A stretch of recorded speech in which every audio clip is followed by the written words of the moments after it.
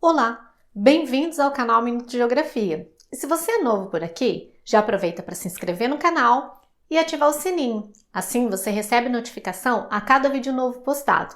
Se você já é nosso seguidor antigo, temos uma novidade para vocês. A partir de hoje, nós vamos fazer agradecimentos especiais a todos aqueles que nos acompanham em primeira mão nas nossas lives e entrevistas. E os agradecimentos de hoje vão para Ana Maria de Souza, Inês Treza, Tabajara Rezende e Thaís Capelano.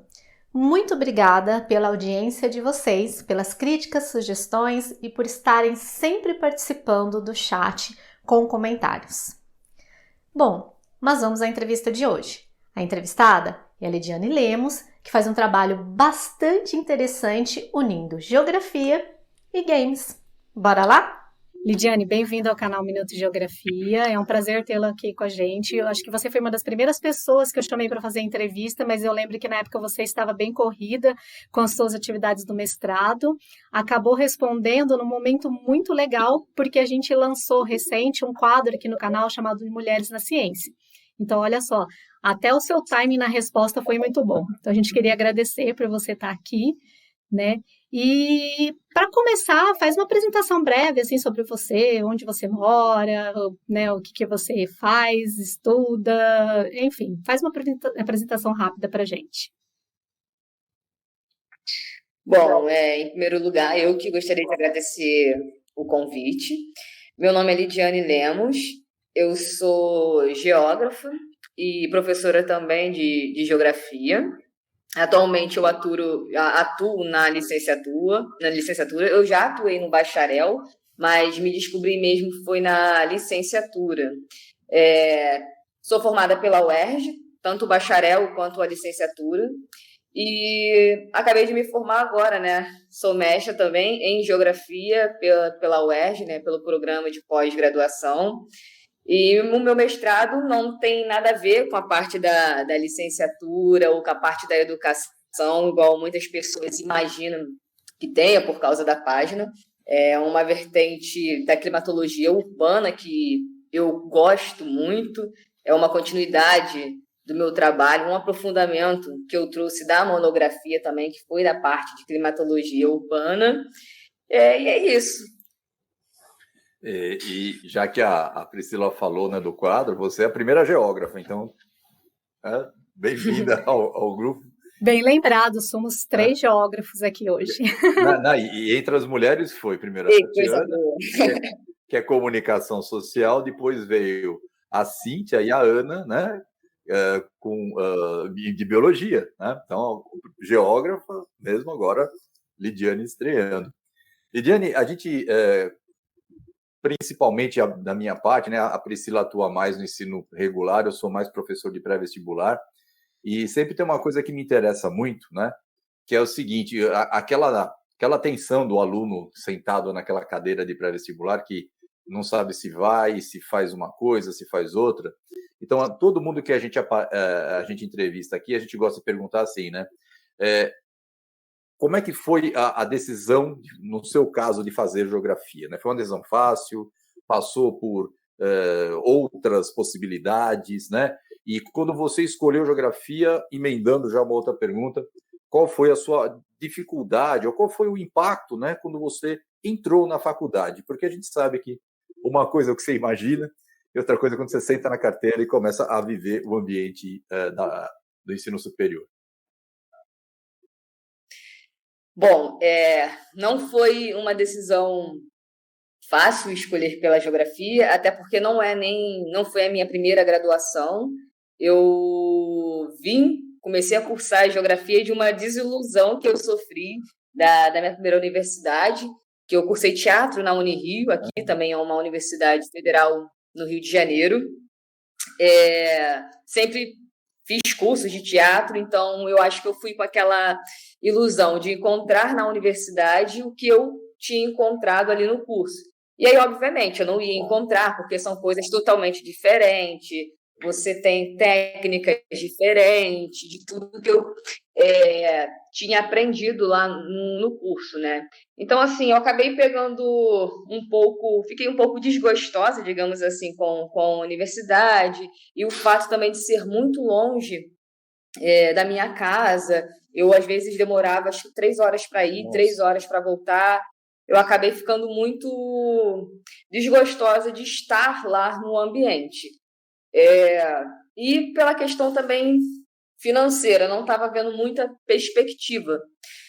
Aí eu pensei, bom, vou largar tudo e vou tentar novamente um pré-vestibular. Mas a minha intenção, quando eu saí da universidade, foi fazer curso para oficial da PM.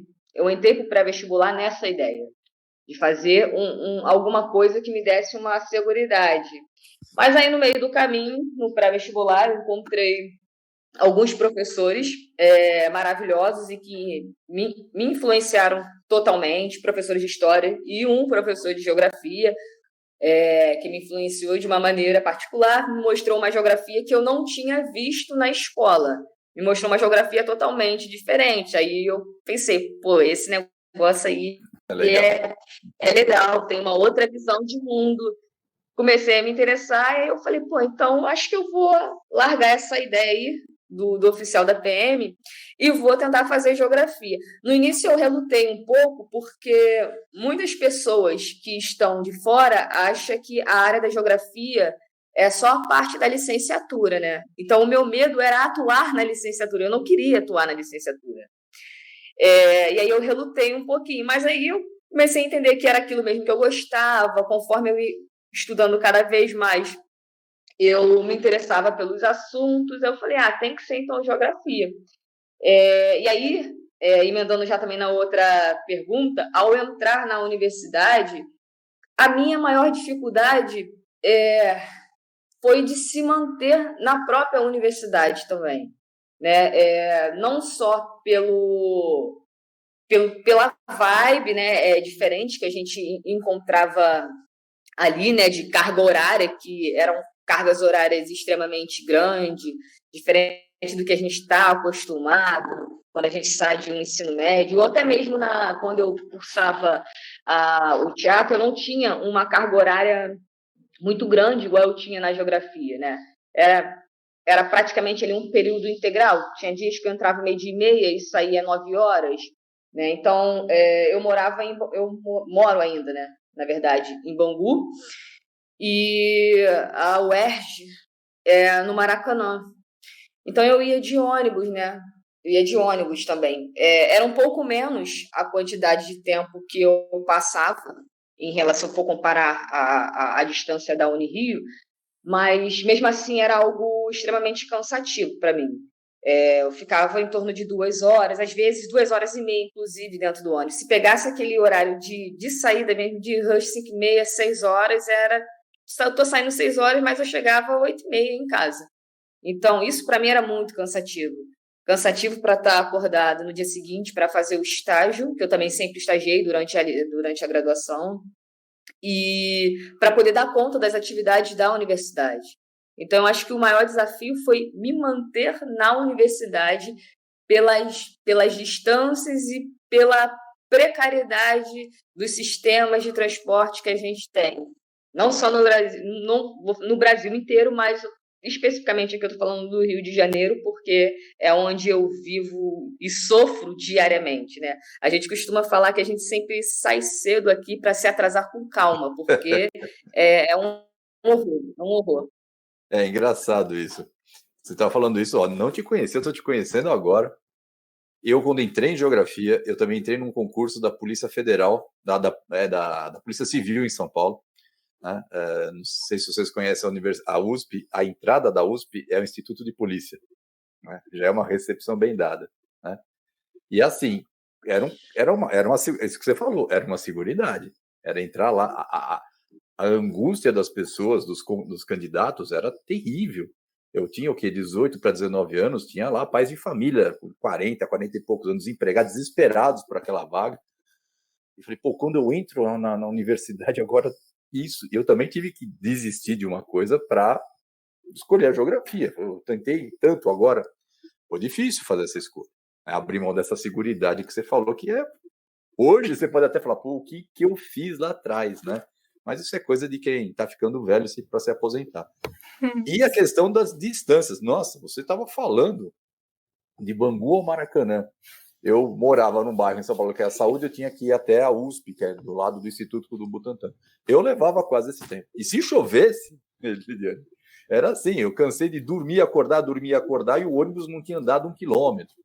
E olha, Adriano, você e ela moravam em cidades grandes. Eu morava em Presidente Prudente e passava por um perrengue parecido, porque eu morava num bairro muito distante da universidade. E só tinha um ônibus que passava perto de casa, que descia na frente da universidade, porque os demais, eles paravam longe. Então, quando eu estava com um pouquinho mais de tempo, eu ficava esperando esse ônibus. Ele passava de 1 em 1 hora, certo? E ele demorava aproximadamente 1 hora até chegar na Unesp, lá de Presidente Prudente. Então, olha só, se numa cidade, né, que cidade média, vamos colocar, já era complicado naquela época e não tinha trânsito, é porque o ônibus ele passava caçando até os cachorros que estavam ali, né? Se balançasse o mato, ele parava. Então, ele ia parando, fazia um roteiro gigante e eu demorava horrores, assim. Então, eu entendo o sofrimento de vocês, claro, que numa escala menor, mas também era bastante difícil. Você vê, né? É comum. Né? Então, assim, numa cidade como São Paulo, o metrô não entra na Universidade de São Paulo. E quando foi construído o metrô, teve lá um movimento para não ter estação dentro da universidade. A questão da elitização do ensino da USP, isso é outra história. Né? Mas, assim, quantas vezes você passa o tempo no ônibus? A minha irmã também fez uso, jantava dentro do ônibus, abria a marmita dela e jantava. Eu corrigia a prova. Né? Assaltos não sei quantos. Né? Eu escrevia minha monografia dentro do ônibus. Tá vendo? Olha as condições e olha, hein? Nós 3 tivemos acesso ao ensino superior. Pois é, imagine quem não tem. Público. Não sei, Lidiane, eu fiz a minha vida inteira escolar foi pública. Também. Então, tá vendo? Eu também. Olha só. Quem tenta hoje pegar alguém, né, que consiga fazer isso. A questão do transporte. Olha só, né? Nós estamos falando de dificuldade, de geografia, não sei o quê, vamos falar de geografia aqui. O que é comum a todos nós? A dificuldade de ir estudar. Você consegue a vaga, e tem. De conciliar, né? Eu não sei vocês, mas assim, eu tentei ficar sem trabalhar durante a graduação, mas eu não dei conta, gente. Eu não consegui, eu precisava de dinheiro. Não, eu precisava, E aí eu trabalhei o tempo inteiro da minha graduação, que eu fiz licenciatura e bacharelado também. Então foram 5 anos fazendo pesquisa, trabalhando meio período e cursando a universidade, né? Então é muito legal ela ter falado isso, porque a gente tem falado de outros tipos de perrengue que os alunos passam durante a decisão, né, Adriana, a escolha até chegar ao curso, mas é legal mostrar também um outro lado, que às vezes você entra no curso, chega no curso e passa por outros perrengues que até então a gente não tinha falado por aqui. Não, ninguém conta essa história para nós. Lidiane, eu sempre falo que uma vantagem de você escolher ser professor é que você pode trabalhar desde o primeiro ano da faculdade, porque não tem, você arruma sempre um lugar para dar aula. Você começou a dar aula cedo, logo que você entrou? Você falou que o seu objetivo não era tanto a licenciatura? Não comecei a dar aula assim que eu entrei, não. Engraçado, porque ao mesmo tempo em que, quando eu escolhi geografia, eu tinha um pouco de receio, né, de cair para o lado da licenciatura, ao mesmo tempo eu tinha muita vontade de cursar a geografia justamente para poder dar aula em pré-vestibulares. Mas quando eu entrei e eu descobri que a geografia ela tem um lado muito grande, né, que tem diversas possibilidades na área do bacharel, eu acabei esquecendo um pouco da área da licenciatura e dando preferência para as matérias do bacharel. Tanto é que os meus primeiros estágios foram tudo na área do bacharel, né? Eu passei pelo IBGE, passei pela Secretaria Municipal de Meio Ambiente, que agora depois transformou em Subsecretaria de Meio Ambiente aqui do Rio de Janeiro. Eu só fui lembrar de como dar aula é bom quando eu voltei a fazer os meus estágios obrigatórios no CAP, né? Que aqui a gente faz o estágio obrigatório, tudo no CAP, os estágios que a gente faz, que é um colégio de aplicação da própria UERJ. E aí eu lembrei, falei, caramba, como eu tinha esquecido que isso aqui é bom. E o CAP ele tem uma vibe muito boa, tem uma galera, os alunos são muito bons, os professores são ótimos. Aí lá eu entrei em contato, não só, novamente, entrei em contato com a regência, mas também com a questão do plano de aula, que foi me relembrando, aí foi me dando aquela vontade, novamente, de estar em sala de aula, de relembrar como é que é dar aula para o pré-vestibular, né? Porque eu acabei também, dentro desse período, pegando um pré-vestibular comunitário, né? Para tentar realmente, que a gente tem aquela mania de, caraca, o que a gente vai fazer agora? Ou vai ser isso, ou vai ser a licenciatura ou a bacharel, para tentar me decidir por um lado. E aí eu pensei, eu relembrei como é que era bom aquilo, de dar aula. Aí eu falei, cara, tipo, é a licenciatura mesmo, não tem jeito, tem que ser a licenciatura, é a parte que eu mais me encontro. E aí acabou surgindo a oportunidade, tipo, quase quando eu estava para me formar, na época eu estava fazendo o estágio do bacharel na Subsecretaria de Meio Ambiente. O prefeito demitiu todos os estagiários, aí abriu uma oportunidade na área da licenciatura para o colégio que, inclusive, eu estou hoje em dia, e eu acabei fazendo o processo seletivo, passei e fiquei lá. E desde então é a área que eu tenho investido e que é a área onde eu quero seguir de fato a carreira. Meio acadêmico? Olha, o meio acadêmico é uma incógnita para mim, porque já quis muito. Já quis muito seguir carreira acadêmica, professora de universidade. Hoje a minha vontade é um pouco menor. Eu acho que eu peguei um pouco de trauma do mestrado, das cobranças. Eu peguei do meu orientador mesmo, trauma. O meu orientador ele é maravilhoso, eu não tenho o que me queixar dele. Inclusive, ele é perfeito. Né? Ele não gosta que a gente fique falando assim dele, não, mas, cara, ele é maravilhoso. Ele é o Antônio de climatologia, Antônio Oscar de climatologia. Ele trabalha muito com a parte de climatologia urbana. Ele me orienta desde a monografia. Inclusive, eu fui buscá-lo quando ele nem na UERJ estava. Ele tinha sido professor substituto da UERJ, mas eu queria alguém para trabalhar a climatologia urbana, que eu já tinha decidido que tinha que ser climatologia urbana, mas não tinha ninguém que trabalhasse com climatologia urbana na UERJ. E aí eu lembrei dele como professor substituto, fui lá, perguntei quem tinha tido aula com ele, como é que era o trabalho dele, pesquisei o Lattes dele, eu falei, cara, ele se alinha com o que eu quero. Aí eu corri atrás dele, mandei mensagem, ele aceitou me orientar, né? Fez aquela co-orientação, porque ele não era da UERJ, então, teoricamente, teria que ser alguém da UERJ. E aí ele ficou me orientando nesse tempo. Aí depois, por sorte, abriu um processo seletivo para professor efetivo, ele acabou passando e ficou sendo o meu orientador de forma efetiva. E até hoje está comigo. Até hoje está comigo me orientando de trabalho. Artigos que a gente escreve junto. E esse meu doutorado também vai ser com ele, né? Vou continuar na UERJ, que é a minha universidade de coração.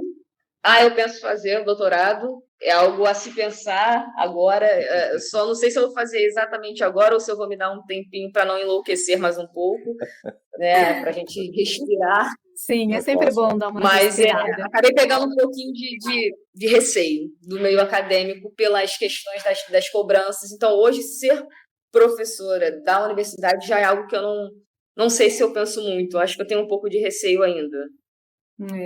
Eu também eu tinha os projetos de vou fazer mestrado, doutorado, prestar concurso para dar aula em universidade, e eu confesso também que o mestrado ele deu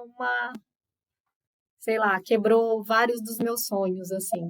E eu dei esse tempo depois para o doutorado e eu tô dando tempo até hoje, já vai fazer uns 20 anos.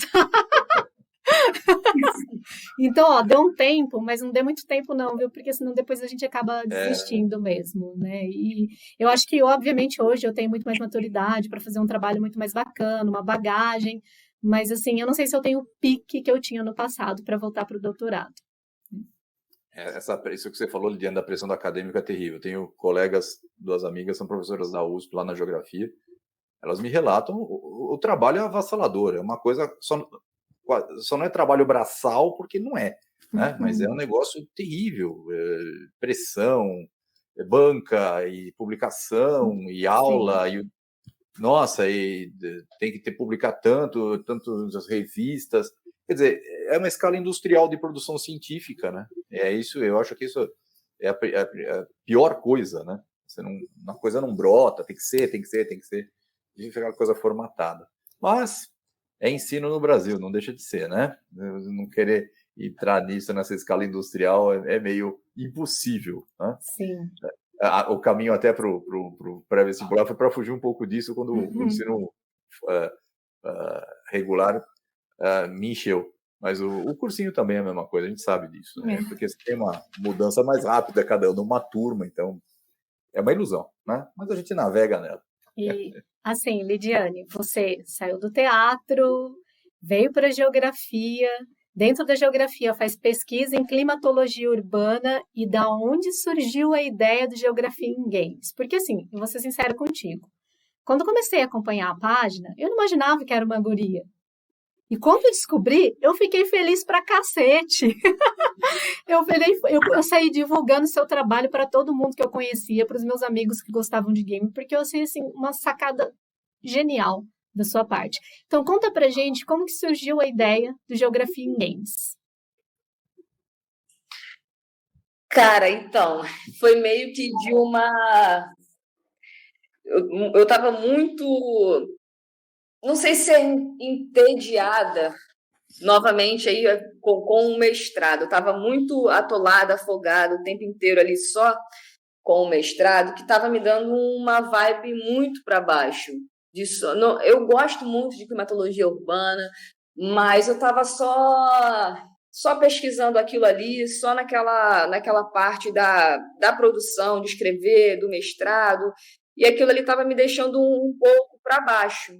E, ao mesmo tempo, teve a quarentena, né?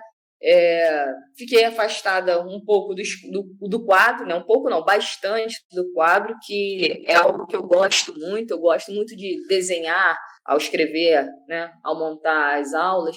Então aquilo foi me deixando, não estava me sentindo muito bem. Então veio dessa insatisfação, com essa vibe um pouco para baixo.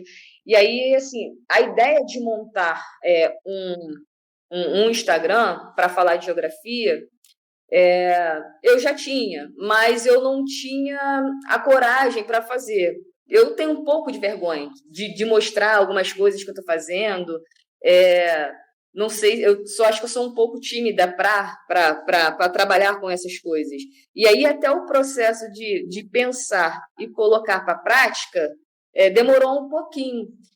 Mas eu tive ajuda, né? Fui conversando com a minha esposa, que eu falava um nome para ela, e aí ela me dava uma dica, falava, encurta um pouco esse nome. Aí eu dava um outro nome para ela, e ela falava, muda um pouquinho isso aqui. Aí, quando eu estava numa vibe tipo, muito baixa mesmo, eu falei assim, cara, tem que ser agora. Ela já tinha me ajudado a escolher um nome, e aí eu pedi para um amigo criar para mim um logozinho bonitinho, né, para a página.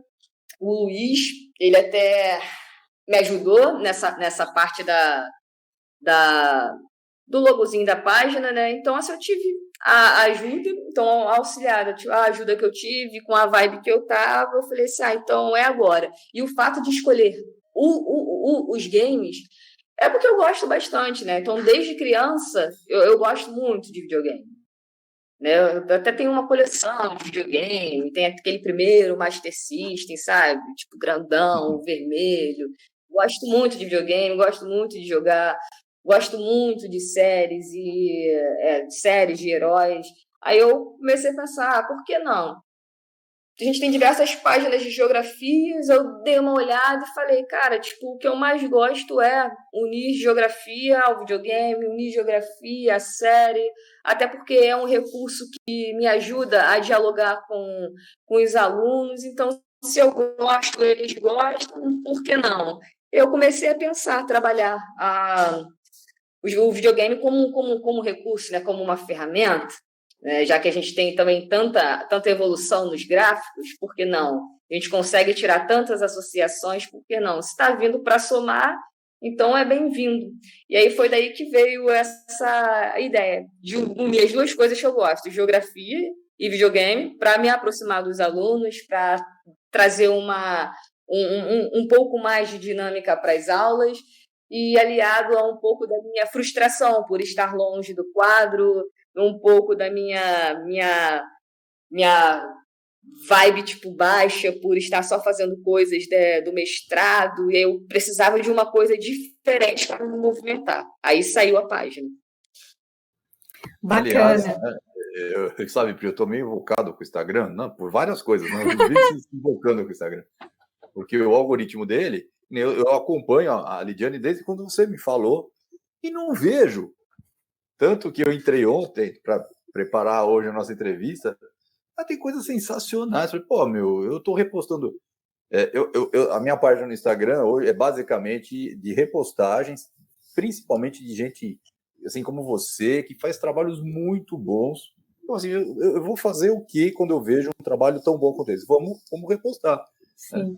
Faço uns vídeos, a gente publica as nossas lives, faz algumas postagens curtas. Mas, assim, eu gosto de ver esses trabalhos que vocês estão fazendo, porque aqui eu já estou falando vocês no sentido de essa geração. Né? Então, quando eu estava vendo tudo que você faz, eu vi a sua entrevista no Instagram com o Lucas, né? Lucas Estrela, né? E eu falava assim, caramba, parece que eu estou vendo 2 alunos meus, porque eu não sou da geração game, né? Poderia ser, tem colegas meus que gostam, mas isso para mim é um universo completamente distante, né? O que eu às vezes fazia, né? Aliás, hoje eu estou até aqui fardado, não sei se vocês estão vendo aqui, né? O meu fã de infância, né? Spock, né? Mr. Nimoy, porque assim a minha vibe é ficção científica, eu estava comentando isso com a Priscila. E às vezes você faz isso, é gostoso, você se anima. Mesmo agora, vendo você falar, quando você estava falando da tua graduação, do doutorado, você estava numa postura. Quando você começou a falar dos games que você vai fazer, o teu olho abriu, tua postura mudou. E eu acho que a gente funciona muito com esse combustível, né, Lidiane? A gente tem um lado que a gente não adianta, é mais penoso, mas a gente só resiste porque a gente tem esse lado de encontrar a geografia em outras partes, em outras coisas, em novidades, e principalmente com resultados tão bons quanto os que você coloca. Impressionante. Aliás, né? Adriano, deixa eu falar aqui. Teve 2 postagens dela que eu fiz repostagem, foi para o meu Facebook. Do meu Facebook eu mandei para grupos que eu participo e 2 delas, assim, bombaram. Eu vou até pegar aqui. Uma foi sobre Pantera Negra, a batalha simbólica entre Martin Luther King e o Malcolm X. Essa daqui deu o que falar lá no grupo, a galera ficou debatendo mesmo, e foi muito Sim. compartilhada. Na época que eu mandei para a Lidiane, até o print, tinha dado 51 compartilhamentos, e estava muito recente, assim, isso no Facebook. E a outra foi do mapa do joguinho do Street Fighter, da visão nipocêntrica, né, que você fala um pouquinho ali da cartografia. Essa não tem como ver quantos compartilhamentos deu, pera lá, tinha dado na época 38, mas depois deu mais. Então, assim, o trabalho é muito bacana e muito chamativo. Eu indico para os meus alunos, eu quero que você saiba que eu indico para os meus alunos, porque, assim, não são todos os meus alunos que gostam de game, mas os que gostam, vai estimulá-los a gostar um pouquinho mais de geografia, quando ele vê a forma como você aborda os assuntos. Segregação socioespacial, a questão da urbanização, isso é muito, muito legal mesmo. Eu quando eu vi isso, eu falei, deixa eu olhar, porque assim, eu sou da geração que começou a ter videocassete na escola, né? Esse era o grande avanço da tecnologia. Acho que ela E nem era um sabe o avanço. que é isso, hein?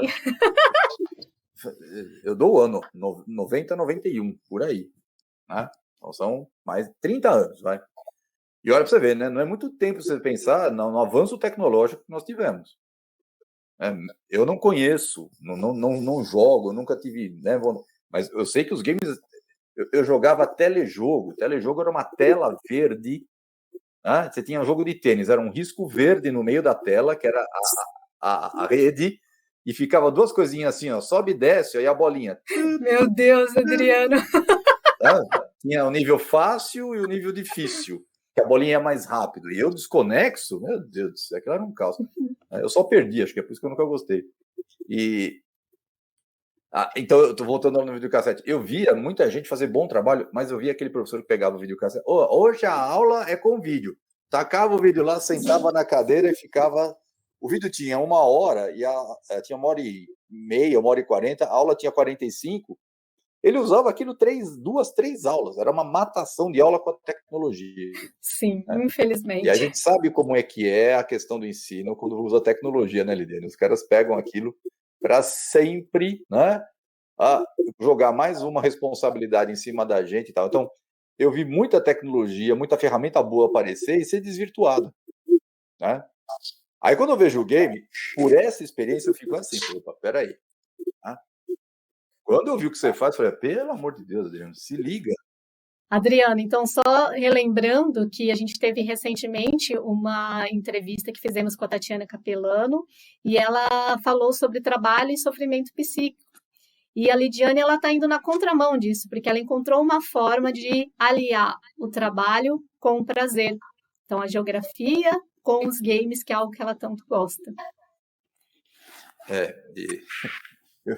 Só uma coisa que eu lembrei agora, Lidiane, é capaz daquele pessoal que vê lado positivo na pandemia, fala assim, tá vendo?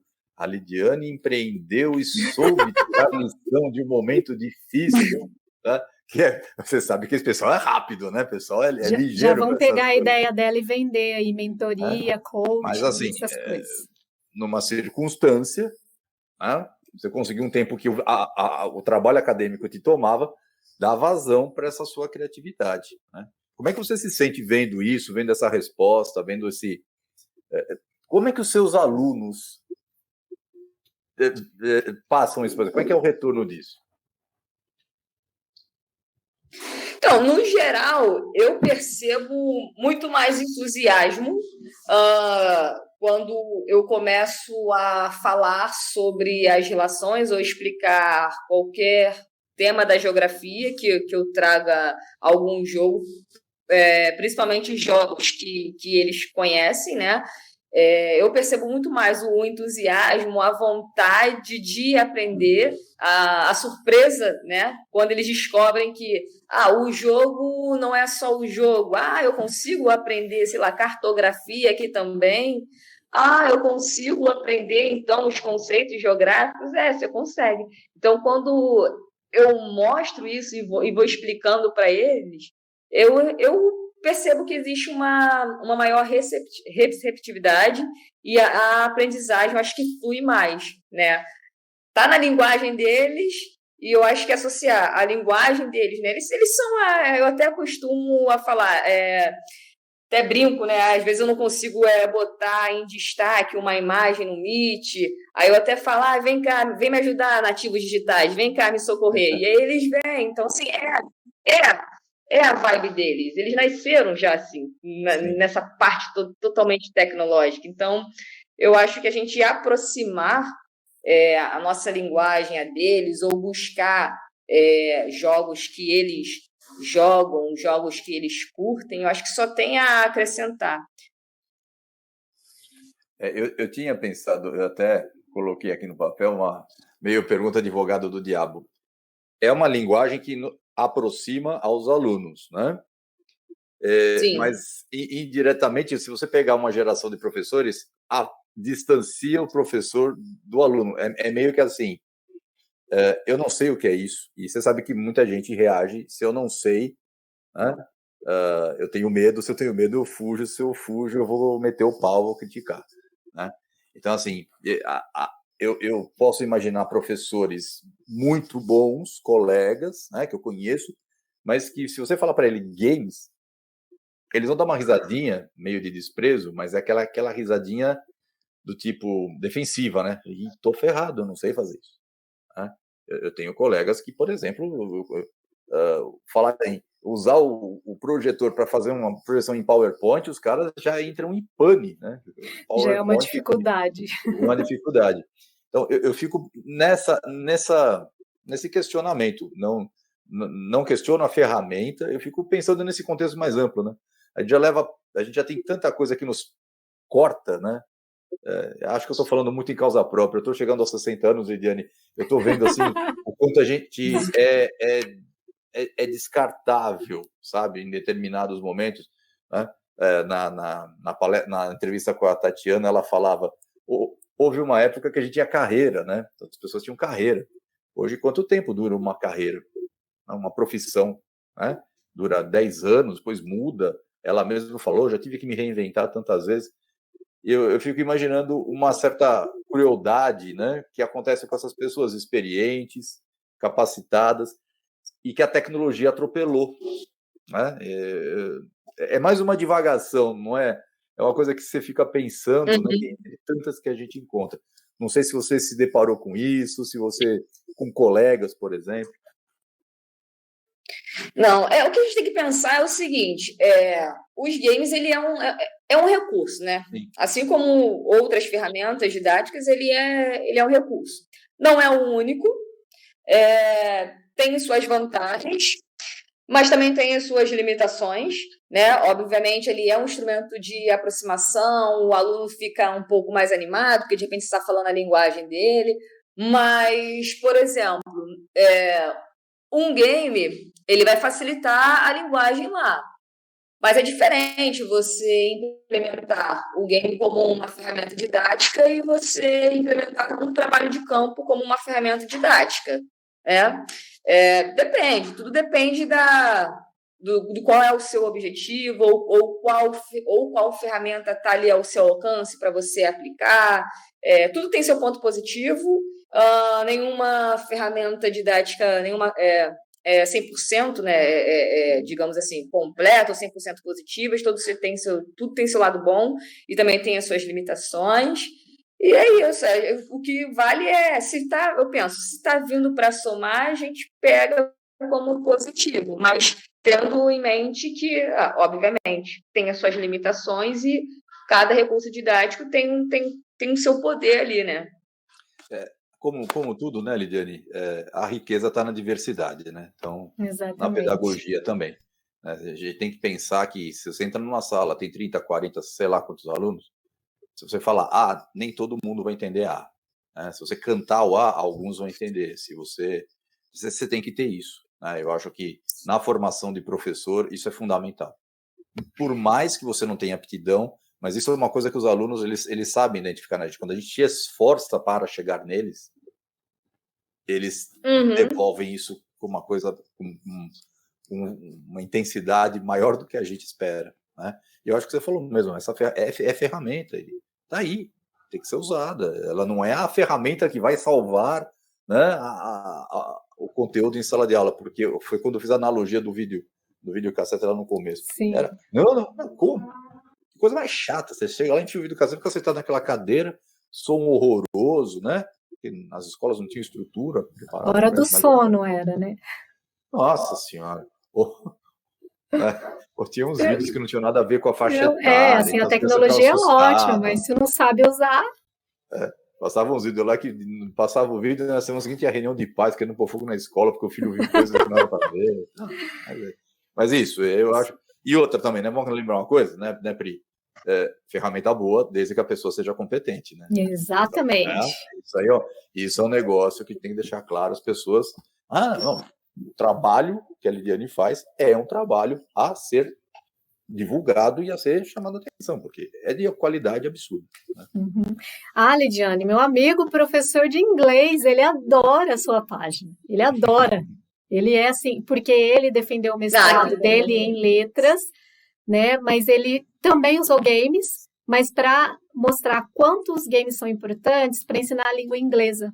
Então, assim, ele é fanzaço da sua página, o Luciano. Ele dá aula comigo na EJA e já deu aula comigo também no Colégio Objetivo, né? Mas aí, já aproveitando que a gente está falando de games, um meio game, um meio nerd é predominantemente composto por homens. E como é um meio composto por homens, acaba sendo também um meio bastante machista. Eu já cansei de ver isso, né, na internet. Nunca fui uma gamer, mas vi, às vezes, né, cair ali no Facebook, no Twitter, um ou outro caso. E contigo, quando você começou a desenvolver esse trabalho na página, ou mesmo antes, você já passou por alguma situação de preconceito, de discriminação pelo fato de ser mulher nesse meio? Olha, por hora não aconteceu, não. Pelo contrário, eu tenho recebido bastante mensagens positivas, né? Inclusive também de pessoas que trabalham com games, e aí a gente troca uma ideia, eu peço indicações de leitura, pessoas que já estão um pouquinho mais avançadas, né, que já fizeram uma especialização ou estão cursando mestrado, relacionando games a algum tipo de aprendizagem, a gente troca uma ideia. Mas, obviamente, né, o meio nerd, ele tem essa vibe um pouco de a gente, né, de nós mulheres sofrermos preconceito, quando a gente fala, a gente gosta de um jogo, né, a gente gosta de assistir uma série, sei lá, de herói, a gente olhar meio que com um certo olhar assim de estranheza. Mas por hora na página não tenho recebido nada, não. Olha, Adriano... Mas também se receber, né, a gente responde à altura. É isso aí. Olha, as últimas entrevistadas estão me fazendo sonhar, assim, porque... Eu estava pensando nisso. Não é? Estava pensando nisso. Porque eu fico muito feliz de saber que a realidade está mudando, aos poucos, né, passinho de tartaruga, mas que a realidade ela está mudando. Eu acho que a ideia do quadro é a gente mostrar o lugar das mulheres, que elas estão fazendo projetos bacanas, desenvolvendo pesquisas bacanas, e que nós estamos aos poucos conseguindo o nosso espaço, e também que muitos homens têm caído ali na realidade, que tem espaço para todo mundo, que dá para deixar o machismo de lado, né? Que a gente não precisa mais disso no século XXI. Então, estou ficando bem feliz mesmo com as respostas que eu tive nas últimas entrevistas.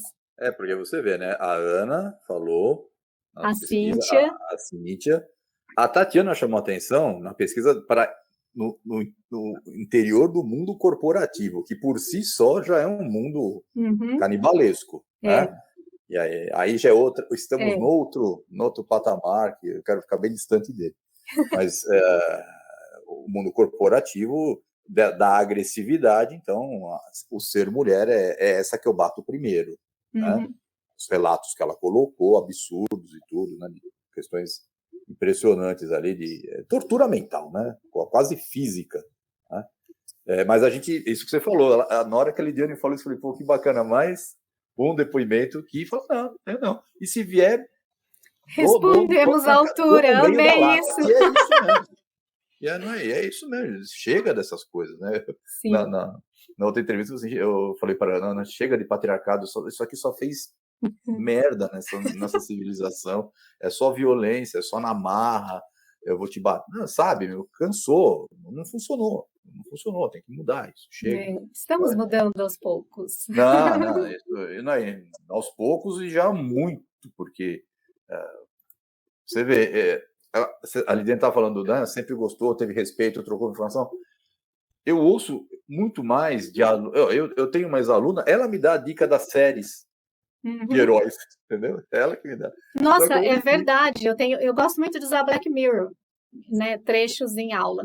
Sim. E volta e meia vem um aluno e fala, professora, assiste essa série, assiste não sei o que, olha o episódio tal. Então, assim, eu acho bacana porque a gente acaba realmente se aproximando mais da linguagem deles, da realidade deles, da geração deles, quando a gente usa esses recursos da forma apropriada, né? Isso é deixar bem claro. Então, ultimamente, eu tenho percebido que eu tenho recebido mais indicações deles. Tem na Netflix, tem não sei aonde, qualquer coisa eu baixo e passo para você. Já teve um aluno que fez isso. Fala, professor, não tem, mas eu baixo e passo para você. Então, é muito legal, assim, que a gente acaba tendo mesmo uma aproximação. E é um mundo onde a mulher tem uma participação grande, e uma participação, você poderia pensar, fãs, não, é crítica, de ter debate, né? Você percebe que está inserida, né? Uhum. Bacana isso, é uma mudança, e assim, quando isso começa a acontecer, você percebe os homens mais retraídos, porque não tem mais o falar e conseguir o espaço na marra, entendeu? Porque aí o argumento, o conhecimento, tá? Não tem como, não tem como. Só sendo na força mesmo para derrubar isso, né? Porque não tem jeito. Mas eu acho que é isso. Você quer perguntar mais alguma coisa, Adriano? Eu queria só mais uma coisinha da Lidiane, porque é o seguinte, isso já é uma coisa da minha divagação. Lidar com o mundo, quando o game entra com a ferramenta para atrair o aluno para algo que ele está lá vivenciando no virtual, para ele identificar no real, né? Como é que fica essa questão, então, desse mundo virtual para o real nessa conexão do game como uma ferramenta em sala de aula, Lidiane? Você chegou a ter já alguma experiência com relação a isso? Cara, essa é uma pergunta boa, né? Como unir a questão do real, de fato, né? Colocar essa aplicabilidade com o que está sendo aprendido ali, né? Conversado ali, trocado ali, colocando os games. Olha, eu não vejo uma outra maneira de colocar em prática a ideia do real, a não ser a gente fazer um trabalho de campo, né? Sair para fazer um trabalho de campo. Porque você explicar algumas coisas, eu creio que você até consegue, né? Por exemplo, vamos pegar aqui a ideia, sei lá, do Minecraft, que é algo que eles gostam bastante, que a gente trabalha muito, os conceitos geográficos. De dentro da sala de aula, né, explicando ali, quando você abre o mundo virtual, é aquele mundo ali onde só tem elementos naturais, então você tem um espaço natural. E aí, como é que a gente começa a identificar os conceitos da geografia? Se a gente for começar a trabalhar com os conceitos de espaço geográfico, a gente entende que o espaço geográfico é aquele espaço onde tem atuação do homem. Então, se o homem está cortando uma árvorezinha, se ele está construindo, né, uma casa, ele já está alterando aquele espaço natural para o espaço geográfico. Você já está colocando ali a ação humana. Com o dia a dia, você vai construindo a sua casa, vai colocando os seus bichinhos, você vai criando uma relação do cotidiano, criando uma certa afeição. Então, você está trabalhando com outros conceitos geográficos, que é o conceito, por exemplo, de lugar. Dali mesmo de sala de aula explicando, a gente já consegue, de repente, olhar para fora, para trabalhar o real e falar, tá vendo? Tudo que vocês estão vendo ali é um espaço alterado já pelo homem. Então, a gente está trabalhando com o quê? Com o que eu acabei de falar. Espaço geográfico e assim por diante. Trabalhar com o conceito de paisagem.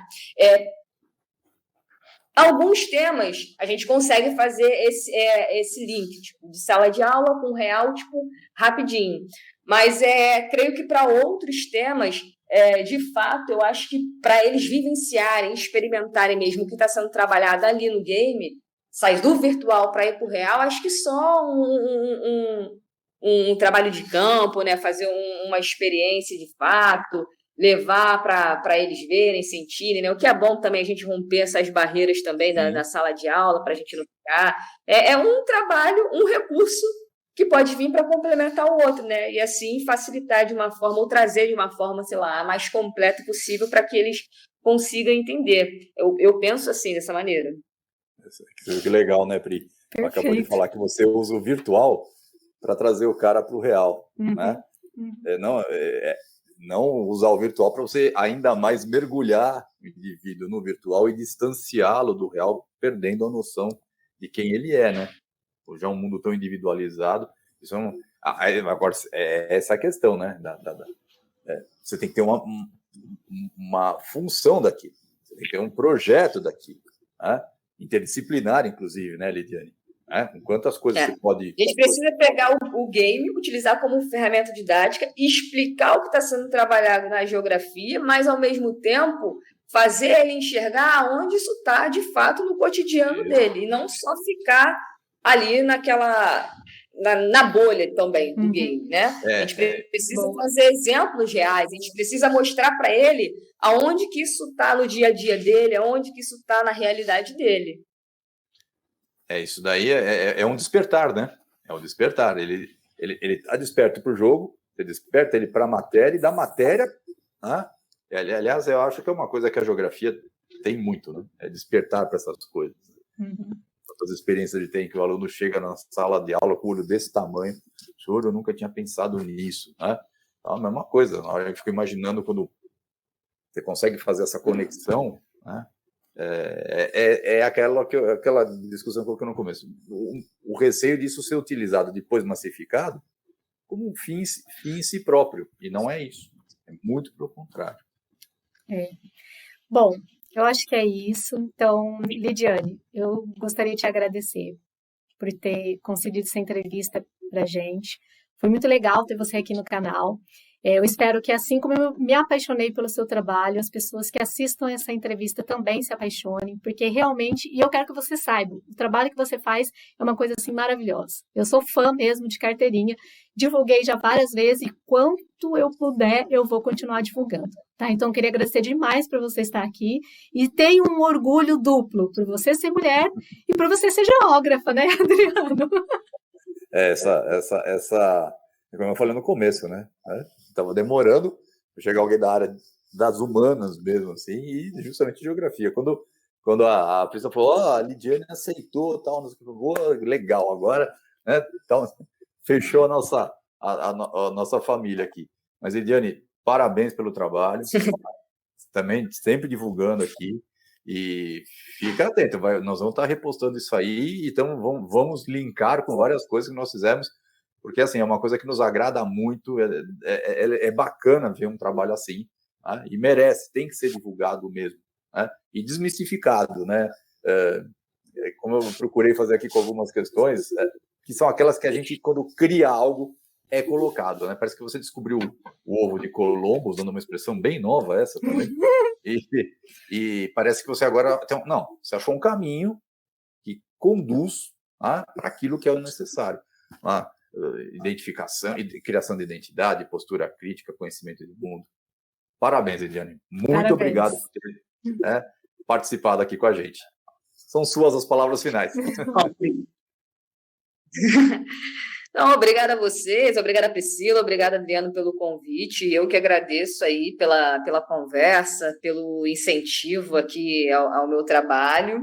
Muito obrigada pela divulgação.